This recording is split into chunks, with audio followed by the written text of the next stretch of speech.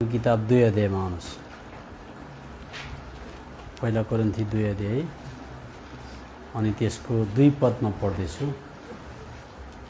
किनकि मैले तिमीहरूका बीचमा यीशु ख्रीष्ट र उहाँ क्रुसमा टाँगिनु भएको कुरा बाहेक अरू केही कुरा नजान्ने निर्णय गरेको छु। हामी सानो प्रार्थना गरिहालौँ। हाम्रा परमेश्वर पिता, धन्यवाद छ पहिला कोरिन्थी 2 अध्यायको 2 पदको लागि। अब तपाईँका छोराछोरी थाकेका छन्। तपाईँले एकदम आत्माको नियन्त्रणमा, अगुवाईमा जसो गर्दा चाहिँ उपयुक्त ठिक हुन्छ तपाईँ त्यही गर्नमा सिकाउनुहोस्। महिमा लिनुहोस्। मुक्तिदाता प्रभु यीशु मसीहको नाममा सुनि ग्रहण गर्नुहोस्। आमेन। अब हामीले बाइबलको कुरा विश्वास गर्नु, जान्नु भनेको चाहिँ नलेज भन्छ नि। नलेज भनेको जान्नु, विश्वास गर्नु। बसी बसी पनि विश्वास गर्न सकिन्छ। बसी बसी एउटा रुममा बसेर 6 महिना अध्ययन गरेर पनि जान्न सकिन्छ। जानेर र विश्वास गरेर काफी छैन। जान्नु, विश्वास गर्नु कोठामा बसेर पनि भइगयो। तर प्रभुले हामीलाई हिँड्नको निम्ति अथवा उहाँलाई पछ्याउनको लागि भन्नुहुन्छ। पछ्याउनको लागि मुभमेन्ट चाहिन्छ। मुभमेन्ट भनेको जिउको बहाव, शरीरको बहाव चाहियो, हिँड्नु पर्यो। त्यसले गर्दा प्रभु यीशु मसीहले विश्वास गर्नु पर्दाखेरि चाहिँ कसले विश्वास गर्छ? उठ भन्नुभयो। अनि मान्छेहरू उठ्थे। अनि प्रभु यीशु मसीहले उठाउनु पनि हुन्थ्यो। अनि कतिजना उठेर पब्लिकली सार्वजनिक प्रकारले प्रभुलाई ग्रहण गर्थे। कतिलाई प्रभुले बिमारीलाई उठाउनु हुन्थ्यो।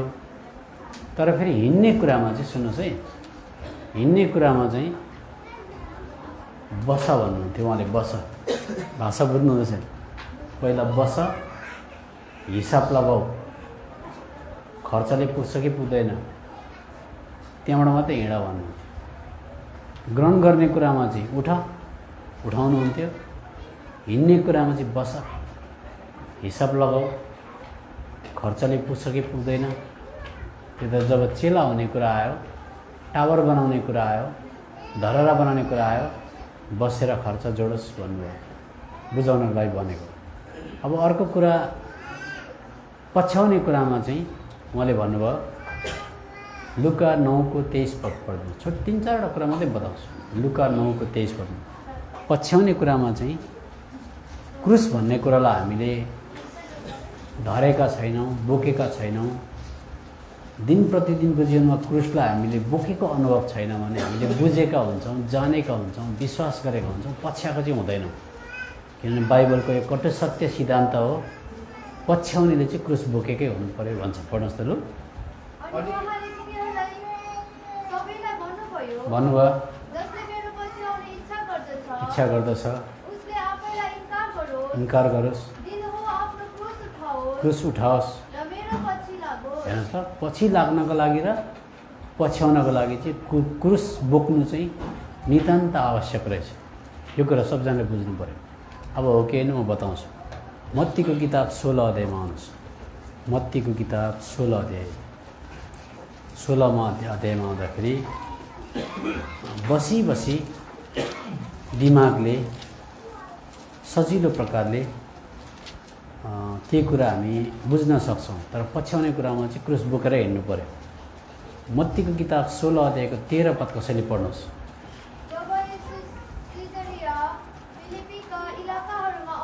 आउनुभयो।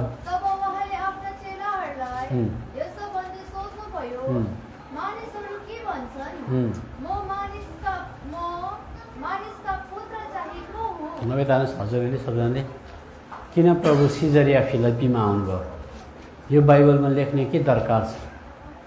प्रभु सिजरिया फिलिप्पीमा किन आउनुभयो? यो बुझ्नु पर्यो पहिला।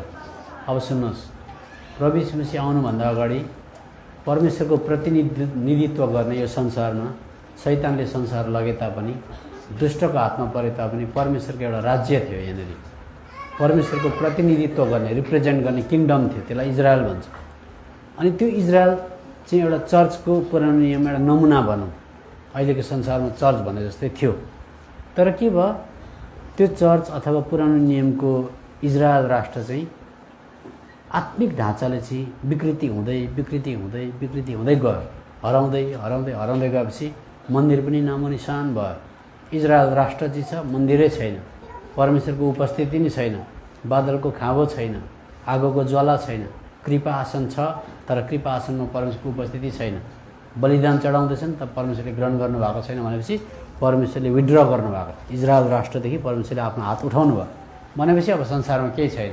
अब कहाँ लगेछ त मन्दिर भन्दा चाहिँ मन्दिर लगेछ सिजरले। सबजना भन्नुहोस् कसले लग्यो? त्यही भएर सिजरले मन्दिर लगिसकेपछि सिजर भनेको को भन्दा रोमको सम्राटलाई सिजर भन्छ। रोम को थियो भन्दा रोम देशको सम्राट सिजर चाहिँ संसारको विश्वशक्ति थियो, वर्ल्ड पावर भने जस्तै, सुपर पावर भने जस्तै। त्यति बेलाको संसारलाई चाहिँ उसले एकीकरण गरेर चाहिँ ऊ चाहिँ रोम देशमा राजा सिजर भएर बसेको थियो। रोमको मुनि चाहिँ सबै संसारको प्रान्तहरू रोमको मुनि भइसकेपछि अब फर्स्टमा आयो सिजरको नाम। कसको आयो? त्यति इजरायल राष्ट्र लगिहाल्यो, परमेश्वरको प्रतिनिधि गर्ने चर्च पनि लगिहाल्यो। त्यसो गर्दा प्रभु यीशु मसीह सिजरले कब्जा गरेको फिलिपीले राज्य गर्दै गरेको जग्गामा आउनुभयो। सिजर या फिलिपी भनेको त्यो हो। भन्नु मतलब संसार चाहिँ अहिले सिजरको हातमा परेको छ, रोमको हातमा परेको छ। अनि त्यसको पनि फिलिपी भनेको चाहिँ फिलिप भन्ने गभर्नरको क्षेत्रमा चाहिँ अब इजरायल परेको थियो। त्यति बेला सिजरिया फिलिपीभित्र परेछ। त्यसो गर्दा अब त्यो परमेश्वरको मन्दिर छैन, केही छैन, अब कहाँ उभिनु? त्यसो गर्दा प्रभु यीशु मसीह सिजरिया फिलिपी भन्ने जग्गामा आएर चाहिँ अब परमेश्वरको प्रतिनिधि गर्ने अर्को राज्य खडा गर्न चाहनुहुन्छ। परमेश्वरको प्रतिनिधि गर्ने संसारमा अर्को राज्य खडा गर्न चाहनुहुन्छ। त्यसलाई स्वर्गको राज्यको प्रतिनिधि चुन्नु पर्यो। चुन्नु पर्दा नम्बर 1 क्राइटेरिया के चाहियो भन्दा प्रभु यीशु मसीहले यसरी औँलो ठड्याएर सोध्नुभयो, तिमीहरू के भन्छौ? मलाई तिमीहरूले कसरी चिनेका छौ भन्दाखेरि कसैले एलिया जस्तो भन्छन्, कसैले यर्मिया जस्तो इत्यादि इत्यादि। तर फेरि प्रभुले व्यक्तिगत प्रकारले चुन्नुभयो, तिमीहरू चाहिँ के भन्छौ भन्दाखेरि पत्रसले करेक्ट उत्तर दियो, तपाईँ जीवित परमेश्वरका पुत्र हुनुहुन्छ। कसले भनेको थियो? पिताको आत्माले प्रकट गरिदियो। पत्रस पिता प्रकट गर्दा त्यो चाहिँ एउटा अब ढुङ्गो भइदियो, अथवा त्यो चाहिँ एउटा फाउन्डेसन भइदियो, त्यो चाहिँ एउटा पृथ्वी तलमा फेरि परमेश्वरको मन्दिर राख्नको लागि एउटा के भइदियो? कुनै ढुङ्गो जस्तो भइदियो। पत्रसमा भएको विश्वास चाहिँ परमेश्वरको लागि अब के भइदियो? पृथ्वी तलमा नयाँ नियमको मन्दिर बनाउने के भइदियो? जग भइदियो। त्यति बेलासम्म मन्दिर उडिसकेको थियो। त्यसो गर्दा अब परमेश्वरको मन्दिर नयाँ नियममा बनिनुपर्छ, अर्थात् मण्डली बनिनुपर्छ भने चाहिँ पहिलो क्राइटेरिया छ जिजस क्राइस्टलाई पर्सनली चिन्नु, प्रभु यीशु मसीहलाई व्यक्तिगत हिसाबले चिन्नु। कसरी चिन्नु? तपाईँ चाहिँ जीवित परमेश्वरका पुत्र, यो पृथ्वी तलमा मेरो पापको लागि आउनुभयो, मर्नुभयो, गाडिनुभयो इत्यादि, तपाईँ बौरी उठ्नुभयो, तपाईँलाई म चिन्छु भनेपछि नम्बर 1 क्राइटेरिया पुरा भयो। अब दिमागमा पस्यो कि पसेन यो कुरा? बसी भयो कि भएन यो कुरा? भयो। अनि बसी भइसकेपछि अब प्रभुले भन्नुभयो, तिमीले यो विश्वास गर्यौ, परमेश्वरले जो कुरा हालिदिनु भयो, यो चाहिँ एउटा के हो? फाउन्डेसन स्टोन जस्तै हो। अर्थात् यस्तै यस्तै यस्तै यस्तै यस्तै जग लगाएर चाहिँ बनिन्छ। अथवा मलाई चिनेको मान्छेहरू भेला भयो भने चाहिँ मण्डली हुन्छ भन्न चाहनुभयो। त्यहाँबाट प्रभुले भन्नुभयो 16 अध्यायको 18 पदमा, अब म मेरो मण्डली बनाउँछु भनिसकेपछि संसारमा प्रभुको विचार, मन्दिर सबै सकिएर सिजरले लगेर इजरायल राष्ट्र लगेर फिलिपीको राज्यको मुनि आएर राजाउँका राजा प्रभुका प्रभुले डाँडामा उभिएर त्यसरी सोध्नु पर्यो हो नयाँ मन्दिर बनाउनलाई। त्यसो गर्दा अब के भयो? पत्रसले जवाब दियो अनि प्रभुले 18 पदमा मण्डली बनाउँछु भन्नुभयो। पढ्नुहोस् त के छ? म पनि भन्दछु पत्रस हौ बनाउने छु ढोकाहरू। बस यति मात्रै। सबजना जानुहोस्। फेरि मण्डली भन्ने बित्तिकै प्रभुले शत्रु पनि भनिहाल्नुभयो। एउटा क्रिस्चियनले प्रभु यीशु मसीहलाई चिने जाने भनेर पर्याप्त छैन। प्रभु यीशु मसीहलाई जसले चिन्दछ जान्दछ धन्यको कुरा हो। चिन्ने व्यक्तिले शत्रु पनि बराबर चिन्न सक्नुपर्छ र मात्रै उसको चर्चको के हुन्छ? मेम्बर हुनसक्छ। यीशु मसीहलाई चिने तर शत्रु चिनेन भने शत्रुले त्यसलाई चर्चबाट उछिट्याएर उपर जङ्गलमा फ्याँकिदिन्छ। अनि जङ्गलमै उफ्रिँदै बस्छ, म प्रभु यीशु मसीहलाई चिन्छु भन्दै देहबाट उछिट्याएर पर जङ्गलमा फ्याँकिदिएको हुन्छ। उसलाई देह के त्यसको ज्ञानै दिँदैन। त्यसर्थ प्रभुले मण्डली भन्ने बित्तिकै शत्रुको कुरा गर्नु। अब शत्रुको कुरा गरेपछि शत्रुले के गर्दो रहेछ हेर्नुहोस्। अब शत्रुले एउटा क्रिस्चियनमाथि के गर्छ? फर्स्टमा कहाँ गर्छ शत्रुले आक्रमण? सुन्नुहोस्, ध्यान दिएर सुन्नुहोस्। अन्त फर्स्टमा आक्रमण कहाँ गर्छ भन्दा प्रभुको वचनअनुसार चाहिँ बाइबल पढेको मान्छेले यरुशलेममा, भन्नु सबजनाले भनेको चाहिँ के हो भन्दाखेरि चाहिँ आक्रमण चाहिँ बाइबल पढेको मान्छेले मण्डलीभित्रै ल्याउँछ भनेको। अहिले हामीहरूको चर्चलाई फुटाउनको लागि, टुटाउनको लागि, डिसयुनिटी ल्याउनको लागि, अनेकता ल्याउनको लागि मल्लीको बाहिरको मान्छेले काम गर्छ कि विश्वासीकै जीवनबाट काम हुन्छ भन्नुहोस्? हो, मन दुखाइरहेको, ठुस्किरहेको, रिसाइरहेको, गनगन गरिरहेको, कम्प्लेन गरिरहेको कुरा मल्ली बजारको मान्छेले आएर गर्दैन। यी भित्रको मान्छेलाई शैतानले पक्रिन्छ। त्यसो त पहिला नम्बर 1 कुरा प्रभुले भन्नुभयो, अब म यरुशलेम जानुपर्छ अनि बाइबल पढ्ने मान्छे, शास्त्री, फरिसीहरूको हातबाट म पक्रिनुपर्छ। मलाई कुट्छन्, मिसअन्डरस्ट्यान्डिङ हुन्छ, मलाई धेरै प्रकारको अभियोग लाउँछन्, तर म चाहिँ चुपचाप चुपचाप चुपचाप मर्नेवाला छु। कहाँ? क्रुसमा। कहाँ हो? त्यसले गर्दा त्यो चाहिँ बुझ्नु पर्यो। जब विश्वासीले चाहिँ मैले प्रभु यीशु मसीहलाई चिने भन्ने बित्तिकै को आउँछ अरे उताबाट? शत्रु आउने बित्तिकै अर्को शब्द प्रभुले प्रयोग गर्नुहुन्छ, क्रुस। के गर्नुहुन्छ? हो, यति 3टा कुरा विश्वासीले जानेको छ भने मण्डलीदेखि उछिटेर कहिले बाहिर जाँदैन। मण्डलीभित्र बस्छ, जस्तै परिस्थिति हुँदा पनि सहन्छ। त्यसले गर्दा एक दिन एउटा कुन चाहिँ एचकेएल भाइजीले हो कि कसले हो अनबकेसनमा कुरा गर्नुहुन्थ्यो, मेरो दिमागमा गयो। एक दिन यो दम्सीहरू, क्या दम्सी पर्कुपाइन्स भन्छ नि, दम्सीहरूको चाहिँ मिटिङ भएछ अरे बुझ्नको लागि। के मिटिङ भएछ अरे भनेदेखि चाहिँ विन्टरको टाइममा यसरी सठ्याएर बस्नुपर्छ, तेरो काँडाले मलाई घोज्छ, मेरो काँडाले तँलाई घोज्छ, बरु बेसक हामी के गरौँ, अलग अलग बसौँ, हाम्रो काँडा चाहिँ एउटा बिजाउने कारण भयो, अलग अलग बसौँ भनेर मिटिङ गरे। अनि सबैजना विन्टरको टाइममा अलग अलग बस्ने भयो अरे। अनि जाडोले cut cut cut cut cut cut पार्यो, बाँच्नै नसक्ने भयो। अनि मुखिया चाहिँ उठेर भने अरे, यस्तो जाडोले एक्लै एक्लै मर्नुभन्दा घोचस काँडाले टाँसिएरै बस भने अरे। बुझ्नु? हामी मान्छे जातिको प्रवृत्तिमा दम्सीको काँडा हुन्छै हुन्छ। कसैको ढ्याउ गर्ने, कसैको गजक्क बसेर सिटै नछोड्ने, कसैको सराना पछाडि भन्दाखेरि यस्तो गरेर आँखा फुकालेर हेर्ने, किसिम किसिम। त्यसले गर्दा अस्ति मैले तपाईँलाई बताएँ नोआको मण्डलीमा को थियो? नोआको मण्डलीमा भैँसी ब्रदर, सिंह ब्रदर, हात्ती ब्रदर, चितुवा ब्रदर थियो कि थिएन? नोआको मण्डलीमा किसिम किसिमका मान्छेहरू बसेका थिए। तर ती सबैजनाले त्यो बसेर नोआको हुकुमलाई सुनेर एका दुस्राको अधीनमा भएर नबिजाइकन बसे। त्यसलाई मण्डलीको नक्सा भन्छ। यस्तै प्रकारले यशाया किताबमा आएर हेऱ्यो भनेदेखि 42 अध्यायमा हेऱ्यो भने मण्डलीको नक्सामा सबै पशु मिलेर बसेको देखाउँछ। त्यो पढिदिइहाल्नु त्यो भने अलिकति, म धेरै लामो समय लिँदिनँ है। यशाया किताब 42 अध्यायमा आउनुहोस्। 42 अध्याय अनि त्यसको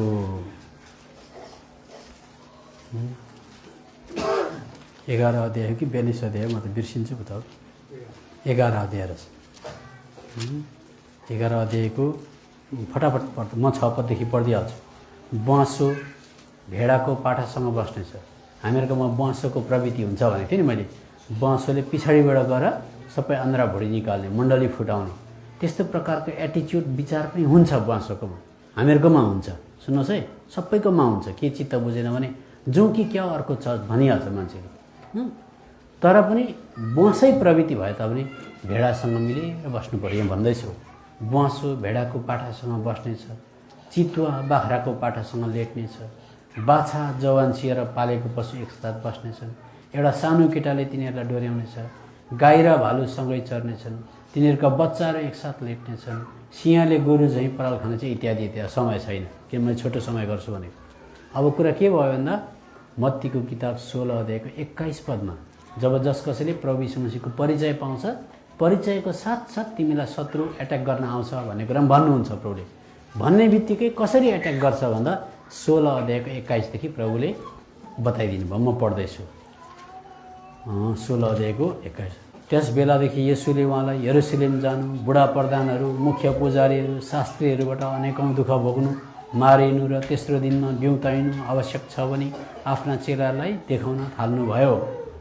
मण्डली बनिने बित्तिकै, तपाईँले मुक्ति पाउने बित्तिकै, मण्डलीमा आउने बित्तिकै तपाईँले यो कुरा देख्न सक्नुपर्छ। विभिन्न प्रकारले एट्याक भएको, वचनमा मिसअन्डरस्ट्यान्डिङ भएको, एल्डरहरूकोबाट भएको, साधारण विश्वासीबाट भएको केही न केही प्रकारले यरुसलेममा भनेको मण्डलीमा भनेको। अघि पनि मैले बताएँ, मल्ली बजारको मान्छेले आएर डिस्टर्ब गर्दैन। मल्ली बजारको मान्छेले चर्च जलाइदिउँ भन्न सक्छ, ढङ्गाले हानिदिउँ, क्रिस्चियनलाई पिटौँ भन्न सक्छ, तर भित्रको युनिटी फुटाउन सक्दैन। भित्रको युनिटी फुटाउनलाई भित्रै शैतानले एट्याक गर्छ। त्यो त यो कुरा हुने बित्तिकै 22 पदमा पत्रसले दिमागमा, सबजना भन्नुहोस् त पत्रसले दिमागमा भन्नुहोस् त हो। अब पत्रसले दिमागमा प्रभु यीशु मसीहलाई चिनेको थियो, पत्रसले ज्ञानमा चिनेको थियो, तर पत्रसले मण्डलीमा भएर प्रभुलाई पछ्याउने कुरामा के गर्यो भन्दा चाहिँ दुःख पाउनु, कष्ट पाउनु, कुटाइ खानु, सहनु, बदनामी सहनु, मिसअन्डरस्ट्यान्डिङ हुनु, यस्तो चाहिँ हुँदैन भनेपछि एकपट्टिको जुवामा गोरु पस्यो, एकपट्टिको जुवामा गोरु आउनै चाह्यो। एकपट्टिको जुवामा गोरु भनेको प्रभु यीशु मसीहले तान्नु हुँदैछ, पत्रस आएर त्यो जुवामा चाहिँ टाउको नहाल्ने भयो, ज्ञानले प्रभुलाई चिन्ने भयो। अब हेर्नुहोस् हो कि हेर्नुहोस् 22 पद, तब पत्रसले उहाँलाई एकातिर लगेर यसो भन्दै उहाँलाई हप्काउन लागे, यस्तो नहोस् प्रभु, तपाईँमाथि यो कुरा कुनै रीतिले परिआउने छैन। अब 23 पद प्रभुले हेर्नुहोस्, तर उहाँले फर्केर पत्रसलाई भन्नुभयो, हे शैतान मेरो पछिल्लोतिर जा। पत्रसको नाम के भयो एफिडेभिट भएर एकछिनमै? शैतान। सुन्नुहोस् हो, अब तपाईँ र मैले पनि कुनै कुरो सहन सक्दैनौँ, खप्न सक्दैनौँ, चेप्टिएर बस्न सक्दैन भने हाम्रो नाम चाहिँ के हुँदो रहेछ त्यति बेला? याद गर्नु, मिस्टर शैतान, मिसेस शैतान भइहाल्छौँ हामी त्यति बेला। यो कुरा याद गर्नु पऱ्यो। स्वर्गले यसो भन्दैछ, तँ मेरा लागि ठेस लाग्ने कारण होस्, किनकि त परमेश्वरका कुराहरू होइन मानिसहरूका कुरामा ध्यान लाउँछ भनेपछि पत्रसले प्रभुलाई चिनेको ज्ञान हुँदाहुँदै मण्डलीभित्रबाट आउट भयो कि भएन? अहिले सहन सक्दैन, खप्न सक्दैन। त्यसो हुँदा प्रभुले उसलाई बताउनु भयो दबाई, पत्रस दबाई यहाँ छ, आइज भन्नुभयो। के दबाई भन्दाखेरि मण्डलीमा मिलेर बस्न सक्छस् भने, चाहन्छस् भने, मण्डलीमा शत्रुलाई एट्याक गर्न चाहन्छस् भने, दम्सीको काँडा जस्तो भए तापनि मिलेर बस्न चाहन्छस् भने दबाई छ भन्नुभयो। के दबाई भन्दाखेरि चाहिँ ठ्याक्कै 24 पद र 25 पदमा पढ्नुहोस् ल। तब यीशुले आफ्ना चेलाहरूलाई भन्नुभयो, कोही मेरो पछि आउन चाहन्छ भने उसले आफैलाई इन्कार गरोस्, आफ्नो क्रुस उठाओस् र मेरो पछि लागोस्। किनभने जसले आफ्नो आत्मा बचाउने इच्छा गर्दछ त्यसले त्यो गुमाउनेछ, अनि जसले आफ्नो आत्मा मेरा निम्ति गुमाउँदछ उसले त्यो पाउनेछ। दबाई के रहेछ सबजना भन्नुहोस्? भोक लागेकै हो, अब म बन्द गर्छु। दबाई के रहेछ? क्रुस छ भनेदेखि चाहिँ हिँड्न सकिने रहेछ मण्डलीमा।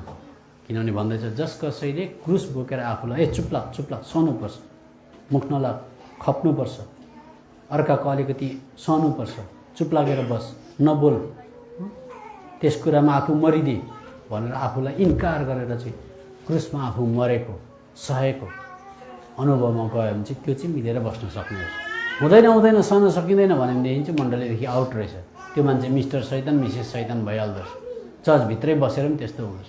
त्यसले गर्दाखेरि क्रुस प्रमुख भयो। त्यसले गर्दा पावलले कोरिन्थीको मण्डलीमा गएर पहिला चाहिँ क्रुस, अनि क्रुस घातित भएको प्रभुको बारेमा प्रचार गर्छु भन्यो। अस्ति पनि मैले बताएँ होला। अब म छोटकरीमा जान्छु। मैले खास गरी यतिमै राखेर भरे सेवा गर्दा पनि हुने हो। तर 2-3टा कुरा चाहिँ मुखले फटाफट बताउँछु, किनभने मलाई यसरी ज्यादा तन्काउनु, किनभने सबैजना दिमागमा धेरैवटा कुरा हालेर हुने होइन, डाइजेस्ट चाहिँ हुनुपर्छ। अब नम्बर 1 कुरा क्रस किन चाहियो भने लुकाको किताब 23 अध्यायमा आउनुहोस्, छिटो मसँग। लुकाको किताब 23 अध्यायमा क्रस बोक्ने मान्छेले चाहिँ क्रसबाट आउने फाइदाहरू जानेको हुनुपर्छ। लुकाको किताब 23 अध्यायको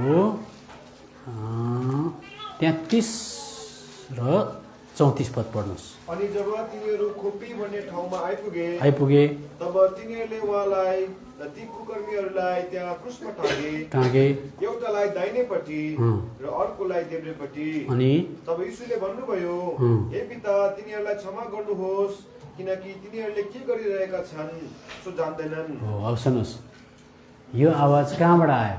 डाँडाबाट आयो कि ढुङ्गामाथि बसेर आयो कि कहाँबाट आएको आवाज?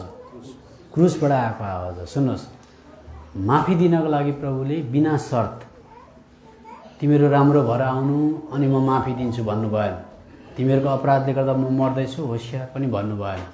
प्रभुले एकतर्फी बिना शर्त राखेर क्रुसमा आफू टाँगिएर आफूलाई इन्कार गरेर अनि क्रुसबाट उहाँले माफीको घोषणा गर्नुभयो। त्यस्तै प्रकारले हामीले पनि क्रुसमा टाँगिएको विश्वासीले क्रुस बिचमा राखेर मात्रै आफू खपेर मात्रै सहेर मात्रै अरूलाई माफी दिन सक्छौँ। क्रुस बोक्ने मान्छेले मात्रै। क्रुस बोकेको छैन भने हामी माफी दिन सक्दैनौँ। त्यसले गर्दा प्रभुलाई पछ्याउने कुरामा चाहिँ क्रुस बोकेकै हुनु पर्यो। त्यसले गर्दा फेरि राम्रोसँग दोहोऱ्याएर सुन्नुहोस्। प्रभुले माफ दिँदा एकतर्फी माफ, बिना शर्तको माफ, आफूमाथि अभियोग लिएर अत्याचार खपेर आफूलाई इन्कार गरेर त्यहाँबाट चढेर रक्त पक्ष भएर हे पिता माफ गरिदिनुहोस् नजानेर गरेको भनेर भन्नुभयो। अब नजानेर गरेको कि गरेर जानेर गरेको म तपाईँलाई बताउँछु। उनीहरूले प्रभु यीशु मसीहलाई लगेर क्रुसमा मार्दै थिए, मार्नुपर्छ भन्दै थिए। उनीहरूले बाख्राको पाठा लगेर मार्दै थिए भन्नु सबैजनाले। एकजना मान्छे लगेर मार्दै थिए भनेको मतलब साँच्चीकै प्राण जाने गरी घोच्नु मार्नु भनेको। तर प्रभु यीशु मसीहले चाहिँ नजानेर गरेको भन्नुभयो। किन होला दाजुभाइले भन्नुहोस्। यस्तो त बुझिराख्नुपर्छ। भाइले करेक्ट भन्नु। उनीहरूले सम्झ्यो हामी एकजना मान्छे मार्दैछौँ, तर उनीहरूले मार्दै थियो आकाश र पृथ्वीको राजालाई, राजाउँका राजा प्रभुका प्रभुलाई। त्यसले गर्दा बाइबलले भन्छ नि पहिला कोरिन्थी 2:8 जानेका भाइ महिमाका प्रभुलाई क्रुसमा टाङ्गिनु। उनीहरूले सम्झ्यो एउटा मान्छे मारेको भनेर। हामीहरूको बिचमा गुरुजी भएर ठुलो भएर आउँदैछ यसलाई मार्नुपर्छ भनेर मारेको। तर मार्न चाहिँ कसलाई मार्दै थियो भनेदेखि चाहिँ जसले नाकमा सास दिँदै थियो उसैलाई मार्दै थियो, जसले खोलाको पानी बगाउँदै थियो उसैलाई मार्दै थियो, जसले घाम आकाशमा लगाएको थियो उसैलाई मार्दै थियो। त्यसो गर्दाखेरि अस्तिको पालि सायद मैले भने पनि होला, सुनको अन्डा दिने हाँसैलाई मार्यो, त्यस्तो भयो हो। त्यसले गर्दा नजानेर भनेको चाहिँ भ्यालु मूल्याङ्कन नजानेर मारेको हो। अब त्यस्तै प्रकारले तपाईँले विश्वासीलाई माफ दिँदा के भनेर माफ दिनुपर्छ अरे? जानेर भन्नुपर्छ कि नजानेर भन्नुपर्छ? हे प्रभु म मेरो श्रीमतीलाई माफ दिन चाहन्छु, स्वर्गीय कुरो मेरो मिसेसले नजानेर त्यसो भनेको, मेरो बुढाले स्वर्गीय कुरो नजानेर भनेको, आत्मिक दृष्टिकोण नभएकोले गर्दा भनेको, कमजोर भाइ बहिनी भएकोले गर्दा बाइबलको कुरो नबुझेर भनेको, त्यसरी बोलेको, स्वर्गीय कुरो जानेको छैन, त्यसले गर्दा माफ गर्दैछु भन्नु पर्यो। बुझ्नु चाहिँ सजिलो कुरा छ, तर दिन चाहिँ साह्रो पर्छ। माफ दिन चाहिँ क्रुसमा टाँगिनु भनेको आफूलाई इन्कार गर्नु, बेइज्जतीबाट जानु, अर्धनग्नबाट जानु हो, अभियोग लिनु हो, रक्तपक्ष हुनु हो, जिरो हुनु हो। क्रुस बोक्नु भनेको मर्नु भनेको एक। अब अर्को कुरा, क्रुस बोक्ने मान्छेले माफी दिन सक्छ। अब अर्को कुरा बताउँछु। प्रभुले क्रुसबाट माफी दिइसकेपछि हिब्रूको किताब 8:12 के भन्नुभयो त्यो पनि बुझ्नु पर्यो। हिब्रूको किताब 8:12 पढ्नु। किनकि तिनीहरूका अपराधहरूतर्फ म कृपालु हुनेछु र तिनीहरूका पापहरू र तिनीहरूका अधर्महरू म कहिले सम्झना गर्ने छैन। हेर्नुहोस्, एक खेप माफी दिएको कुरा क्रुसबाट माफी दिएको हो भनेदेखि चाहिँ त्यो कुरा कहिले कोट्याउनु हुँदैन। गाड्यो मान्छे गाडिसकेपछि, बिरालो मरेर गाडिसकेपछि, कुकुर मारेर गाडिसकेपछि घरि गएर हामी गएर कहिले कोट्याउँदैनौँ। मरेको चिज गाड्छौँ। अम्मै नि कठैभरि हाम्रो आमालाई पोहोर गाडेको थियो, जाउँ गएर एकखेप के भन्छ निकालेर लिएर आउँ सिटिङ रुममा राखौँ भन्दा हुन्छ? जन्म दिने आमा हो हाम्रो भनेर आमालाई ल्याएर सिटिङ रुममा राख्दा हुन्छ? गनाउँदैन। मरेको चिज जस्तै प्यारो होस्, गाड्यो माफी दिइसकेपछि त्यो चिज कहिल्यै हामीले कोट्याउनु हुँदैन। त्यो त यीशु मसीहको नाउँमा माफी दिएको मान्छेले चाहिँ कहिले त्यो कुरा कोट्याउँदैन। एक। तर जसले यीशु मसीहको नाउँमा माफी नदिएर मानवीय स्तरमा ह्युमन लेभलमा माफ दिन्छ, चिया खाँदा कुरा कोट्याइहाल्छ। फरक त्यहाँ छ। बुझ्नुहुँदैछ? माफी दिएको कुरा चाहिँ दियो यीशु मसीहको तर्फबाट भएर दिएको माफी। अर्को, अब आउनुहोस् मसँग एफिसीको पत्रीमा। हामीले दुईवटा कुरा त बुझिहाल्यौँ है। एफिसीको पत्रीमा क्रुस छैन भने चर्च चाहिँ क्लब हुन्छ। म त्यसले गर्दा इङ्ग्लिसमा जहिले पनि भन्छु, a church without a cross is a club. A church without a cross is a club भनेको चाहिँ क्लबमा के हुन्छ? सबैजना मिलेर खाउँ, पकाउँ, तिमी ब्याडमिन्टन खेल, म भलिबल खेल्छु, अलिअलि डेसिङ लाग्यो भने केही फरक पर्दैन, तर ज्यादा चाहिँ नगर है। अनि तिमी र म मन परेको आलुदम खाउँ, यहाँ जाउँ, यो गरौँ, पैसा उठाउँ, राम्रो मिलेर बसौँ, मर्दा पर्दा सहयोग गरौँ, तर अत्याचार चाहिँ नगर है। क्लबमा त्यस्तो हुन्छ, अत्याचार अलिक ज्यादा भयो भने चाहिँ फेरि फाइट हुन्छ क्लबमा। तर जबसम्म मेरो र उसको चित्त बुझ्ने कुरो हुन्छ, क्लबमा हाँसी खुसी हुन्छ। तर जब पनि क्लबमा मलाई अत्याचार गर्ने कुरा हुन्छ, म क्लबबाट विथड्र गर्छु। चर्च त्यस्तो हुँदैन, चर्चमा चाहिँ खप्ने कुरा हुन्छ, सहने कुरा हुन्छ, क्लबमा त्यस्तो हुँदैन। त्यसले गर्दा एफिसीको पत्री 2 अध्यायमा हुन्छ। अब क्रसले के काम गर्दो रहेछ? 2 अध्यायको 16-17 पद पढिदिनुहोस्। र म व्यर्थमा होइन, दबाएको एफिसीको पत्री क्रुसद्वारा अनि क्रुसद्वारा एउटा शरीरमा दुवैलाई परमेश्वरसँग मिलाप गराउनका निम्ति उहाँले शत्रुतालाई